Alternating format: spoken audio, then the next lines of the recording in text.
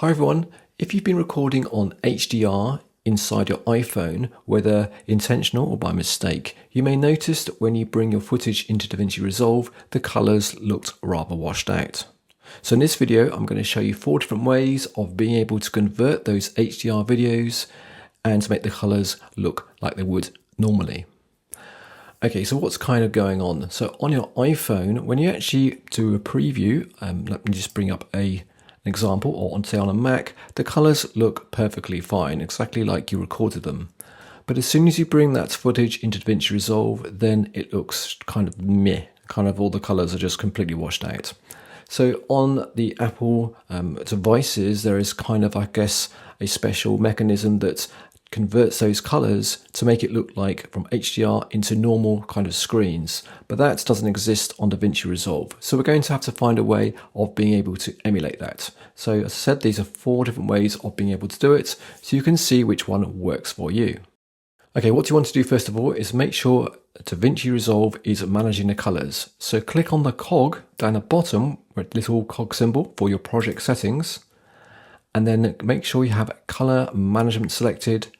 And you're looking to make sure it says DaVinci YRGB color managed. You may find it's actually set to YRGB, but change it to YRGB color managed and then click save.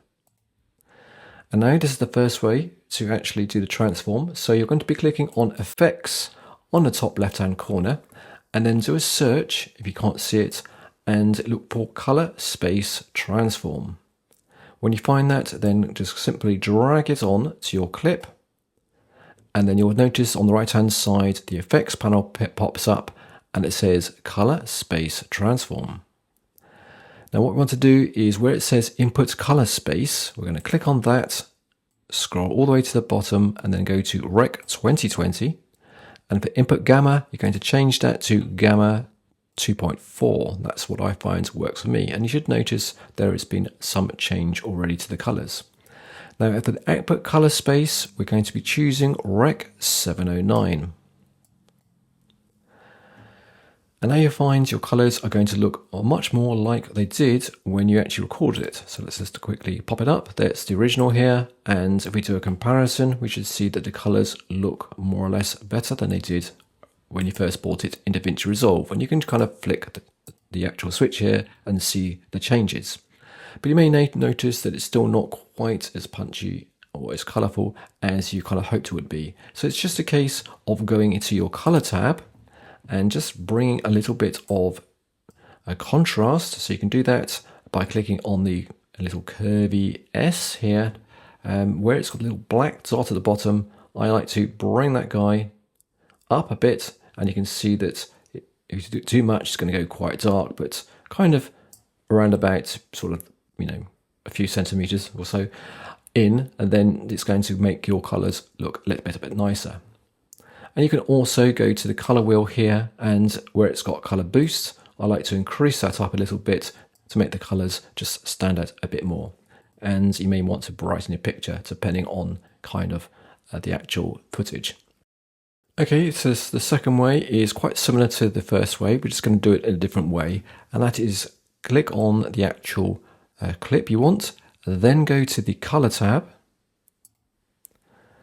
find the clip on the actual clips on the color tab. If you find the clips aren't showing, then make sure that the actual clips at the top here is selected, so they should appear underneath your viewer. Then right click on that clip, and we're looking for input color space.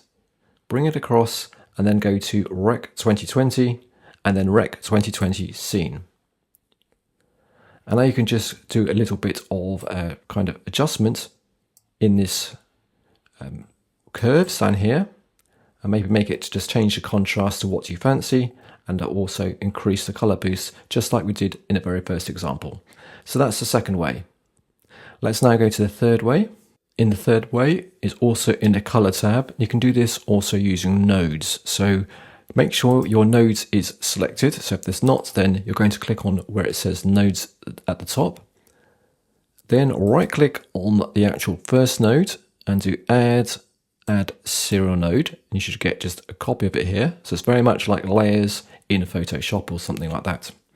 And then we're going to go to effects at the top here, do a search for, say, color or color to find the color space transform, drag that onto the second node, and I'm going to get kind of similar as we see it on the first example. Going to choose for input color space, Rec 2020.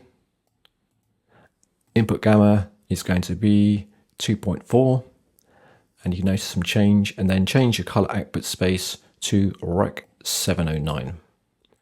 And once again, you can just be making some changes to the contrast to make it a little bit sort of similar to what your original footage was like. So that's the third way of doing it. All right, so on to the fourth way. Now this is actually not using the actual color transform at all. I actually find you get pretty good effects just by changing the color and contrast, to be honest. So here's the actual footage, again in the color page. And my favorite way of doing it is just to use this S tool here. I think it's called S tool, we're not sure what it curves, it says here. And then we're going to bring the contrast by increasing the sharpness of the line. If not used this tool before, so we're going to bring the actual darks up a bit to something like that, and then maybe increase the brightness, which you can do by dragging this one to the left.